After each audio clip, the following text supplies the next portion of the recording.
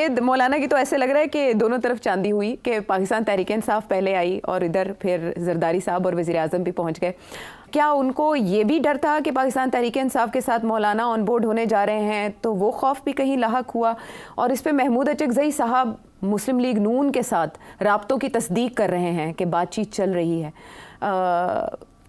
मुस्लिम league नून PTI को भी engage करने जा रही है और मौलाना को भी इंगेज करने जा रही है। ये दोनों तरफ कैसे, दोनों कश्तियों में पाँव कैसे रख सकती है मुस्लिम लीग नून? देखिए, पीटीआई जो है, नून लीग जो है वो पीटीआई को इंगेज करने नहीं जा रही। अच्छा। और इसीलिए ख्वाजा आसिफ ने और एहसन इकबाल साहब ने मॉडल टाउन से निकलने के बाद जी मॉडल टाउन से क्या दिया? हाँ, मैं मेरा ख्याल है उनकी स्टेटमेंट चला दूं, ज़्यादा अच्छा लगेगा बॉडी लैंग्वेज के साथ। ख्वाजा आसिफ एंड एहसन इकबाल। बात हुई है, आज खबर भी लगी हुई है कि अचकज़ई के साथ मुज़ाकरात के सिलसिला जो है शुरू करने जा रही है। आप चाहते हैं कि मुज़ाकरात पीटीआई के साथ होने चाहिए या नहीं होने चाहिए? जी, आप हक में नहीं है।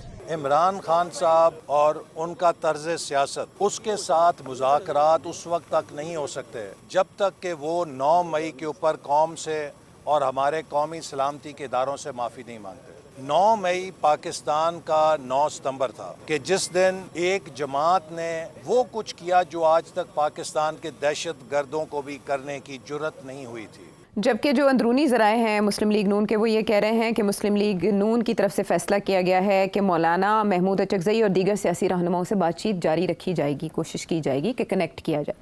बिल्कुल सही। मियां नवाज शरीफ की पॉलिसी यही है कि अब सबके साथ बात, सियासतदानों को इकट्ठा रहना चाहिए।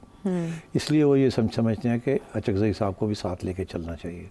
अचकज़ई साहब जो है बड़े वॉलेटाइल किस्म के कैरेक्टर हैं और इस वक्त उन्होंने इमरान खान का साथ दिया हुआ, पहले वो इनके साथ भी चलते रहे हैं।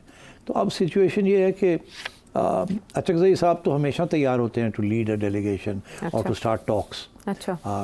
इस्टेब्लिशमेंट के साथ बात करनी हो या गवर्नमेंट के साथ। खान साहब ने उनको रोका हुआ था कि आप गवर्नमेंट के साथ नहीं बात कर सकते, अगर आपने बात करनी है तो इस्टेब्लिशमेंट के साथ बात करें। ठीक। अच्छा, मगर अब इस्टेब्लिशमेंट ने बड़ी वाज़ेह कर दी है 2 बातें। ISPR साहब के जो स्टेटमेंट थे उनमें 2 बातें थी। एक ये था कि माफ़ी मांगे 9 की। दूसरा ये है कि हमें कोई इतराज़ नहीं है अगर गवर्नमेंट जो है वो पीटीआई के साथ मुज़ाकरात करे। हाँ, सियासी जमातों को बातचीत। तो ये आज एहसन इकबाल ने भी तो यही बात कही है कि माफ़ी मांगे। और वैसे हम मुज़ाकरात तो नवाज शरीफ ने अनाउंस कर दिया कि हम अचकज़ई साहब के साथ भी बात करेंगे। और जो अंदर की खबर आ रही है वो ये आ रही है कि ये कह रहे हैं अचकज़ई साहब को कि आप खान साहब के पास जाएँ, उन्हें कहें हमारे साथ बराह रास्त बात करें। आपके ज़रिए नहीं, एक कमेटी बनाए पीटीआई की, वो हमारे साथ बात करें। अच्छा, जाहिर है कि बात अगर होगी तो पीटीआई के साथ होगी ना जी, लेकिन पीटीआई सपोर्टर्स का भी तो बैकलैश आएगा ना। तो इसी खान साहब जो हैं वो नहीं चाहते कि गवर्नमेंट के साथ बात करें। उन्होंने तो ये कह दिया कि मैं तो बात करूंगा सिर्फ इस्टेब्लिशमेंट के साथ। तो अब वो उनको यू टर्न लेनी पड़ेगी। इन्होंने ऐसी एक पॉलिसी इख्तियार की है कि अचकज़ई साहब को न्यूट्रलाइज करने के लिए इन्होंने कहा जी हम तैयार हैं आपके साथ बात करने के लिए। अब जाएँ खान को कहें कि कमेटी बैठाएं पीटीआई की, आप भी बैठ जाएं, पर कमेटी पीटीआई की होनी चाहिए। एक बात। दूसरी बात ये है कि ये बैक चैनल पे हो, ये खुले आम जो है, there is no point in this. अच्छा। कि उसमें कोई फ़ायदा नहीं है, बिकॉज बड़े स्पॉयलर्स बड़े होंगे। अच्छा, इनको पता है कि ये बात खान नहीं मानेगा, ये नहीं मानेगा। फिर क्यों कर रहे हैं ऐसे? देखिए, बड़ा ज़रूरी होता है ना, सियासतदान ये कहे कि मैंने दूसरे सियासतदान से बात नहीं करनी, वो तो खान कहता है जी। मियाँ साहब को तो ये मौका है सबको साथ लेके चलना है। देखिए ना, यहाँ 2 किस्म की चीज़ें चल रही हैं।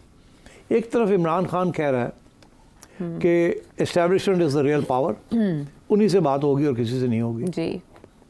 दूसरी तरफ एस्टेब्लिशमेंट को अटैक कर रहा है, ऐसे ही है। और तीसरी तरफ सियासतदानों को अटैक कर रहा है। इनका ये मौक़िफ़ है कि एस्टेब्लिशमेंट जो है वो it is here to stay, वो एक हकीकत है, एक पावरफुल हकीकत है। मगर हम सियासतदान जो हैं, हम जो अपने डिफरेंसेस ख़त्म करें तो हम कोई मुकमुका कर लें आपस में, जिसके साथ सियासत चले, जमहूरियत जिस किस्म की भी है वो चले, उसके साथ इमरान के बगैर वो काम चल नहीं सकता। इस वक्त सारा जो सपोर्ट बेस है वो खान को मिला हुआ है। तो the government is very keen कि खान जो है कोई मोटी बात करे इनके साथ। अच्छा। जिसके साथ फॉर एग्जांपल गवर्नमेंट ये चाहती है और नवाज शरीफ क्या चाहेगा, वो यही चाहेंगे कि हमारे साथ बात करें, कोई इलेक्शन की डेट का तय करें। अच्छा, उस वक्त तक आप डिस्टेबलाइज ना करें, हम इलेक्शन फ्री एंड फेयर हमारे साथ मुकमका करें। अच्छा, मगर बात यह है कि Khan is not ready for that, and मेरा ख्याल है establishment is not ready for it either. तो ये प्रॉब्लम्स चल रहे हैं इस वक्त, एक दूसरे को कोई ट्रस्ट नहीं कर रहा। खान एस्टेब्लिशमेंट को ट्रस्ट नहीं करता, एस्टेब्लिशमेंट खान को नहीं ट्रस्ट करती। ट्रस्ट छोड़ें, इमरान तो सारे PTI, PPM, PMLN, PPP सबको फारग करना चाहता है। मियाँ ये चाहता है कि कोई हो जाए बात जिसके साथ ये गवर्नमेंट अपने 5 साल काट ले, अच्छा, उसके बाद फ्री एंड फेयर इलेक्शन हो जाए, खान आता तो आए, अल्लाह खैर सल्ला, ताकि कम से कम एक सियासी चीज़ चल पड़े। वो पॉलिटिकल प्रोसेस, वही जो आसिफ जरदारी और नवाज शरीफ साहब ने अंडरस्टैंड करके किया, वो इमरान खान साहब कर लें वो अंडरस्टैंड। नहीं मानते, तो इसलिए ये सारी कन्फ्यूजन चल रही है इस वक्त। मगर मैं समझता हूँ कि मियाँ नवाज शरीफ साहब ने अब थोड़ा सा इंटरवेंशन करनी शुरू कर दी है सियासी तौर पे। अच्छा, इसकी क्या वजह है? मैं आपको इसकी 2 स्टेटमेंट्स से जवाब चाहूँगी जो उन्होंने अगर मुदाखलत शुरू की है। तो महमूद अचकज़ई साहब ये कहते हैं कि शहबाज शरीफ बड़े भाई को मशवरे ना देते तो मामलात ठीक होते। इसके अलावा असद कैसर साहब PTI के जो सीनियर रहनुमा हैं वो कह रहे हैं कि नवाज शरीफ साहब के साथ तो उनके भाई ने हाथ कर दिया है। पार्टी के लोग बताते हैं नवाज शरीफ भाई से नाराज़ और मायूस हैं। देखिए, भाई ऐसे हैं, अच्छा, मायूस होना एक दूसरे से because of political differences of approach, वो अलग बात है, मगर ये टूटने वाले नहीं है ये भाई। अच्छा, ठीक, डिस्पाइट ऑल दिस शहबाज साहब is very close to the establishment.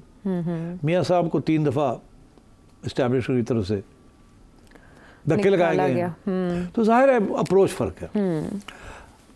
इस दफ़ा जो कुछ हुआ, मेरा ख्याल है मियाँ साहब उसकी वजह से मायूस थे थोड़े से। अच्छा, अब वो पहले तो बात माननी पड़ गई बिकॉज सारी पार्टी जाना चाह रही थी साथ शहबाज साहब के साथ कि हम इलेक्शन में अब जैसे भी है, अगर खान ने ऐसे किया तो हम भी ऐसे कर लेते हैं, अगर बाहर बैठे रहे तो उड़ जाएंगे, ना इधर के रहेंगे ना उधर के रहेंगे, कम से come let's go in their.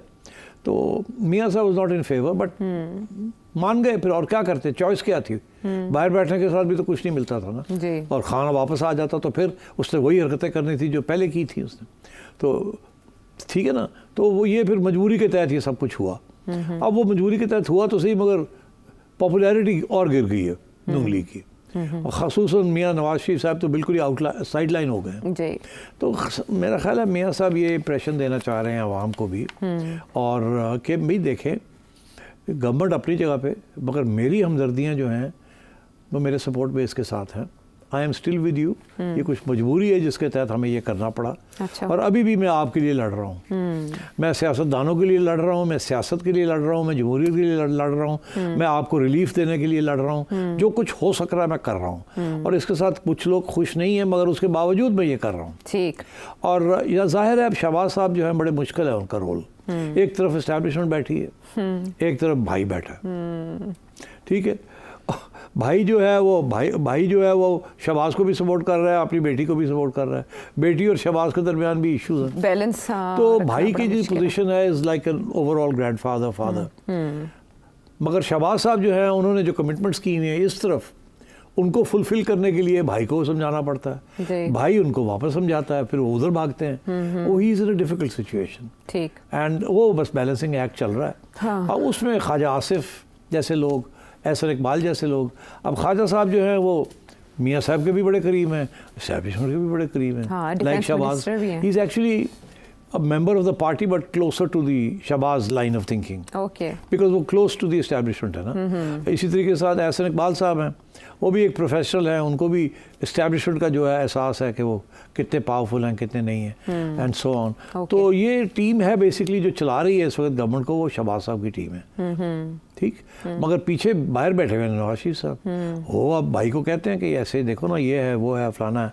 जब भाई ड्रैग करता है, पाँव कभी इधर जाता है कभी उधर जाता है, तो कुछ ऐलान कर देते हैं वो, तो इसीलिए उन्होंने प्रेसिडेंटशिप वापस ले ली है। तो मेरा ख्याल है वो कोशिश उनकी यही है कि किसी तरीके के साथ ऐसे ना हो कि कोई स्पेस ना रहे हमारे लिए। अच्छा। और कल को हम फिर पछताएंगे, क्योंकि बात यह है कि अभी नून लीग उड़ गई तो फिर रह क्या जाएगा। मियाँ साहब तो अब वापस नहीं आएंगे एज प्राइम मिनिस्टर, शहबाज साहब की आखिरी स्टिंट है। अब रह गई मरियम पीछे, जी तो Maryam has a longer term value, ठीक है, तो अब कुछ तो प्रोटेक्ट करना है ना, ठीक, फैमिली को भी बचा के रखना है, लेगेसी भी चलानी है, और आवाम का भी ख्याल करना है। आवाम नहीं होगी तो पीपल नून लीग नहीं होगी। तो इस किस्म की मुश्किल सिचुएशन है नवाज शरीफ साहब की। वो उधर एस्टैब्लिशमेंट जो है वो शहबाज साहब के ऊपर बैठी हुई है। अब ये जो डॉक्टर जहांगीर को जो निकाला है, एस्टैब्लिशमेंट वोंट बी हैप्पी। हाँ ठीक, अच्छा, वॉन्ट बी हैप्पी। तो शहबाज शरीफ साहब के लिए क्या आने वाले दिनों में कोई मुश्किलात हो सकती हैं?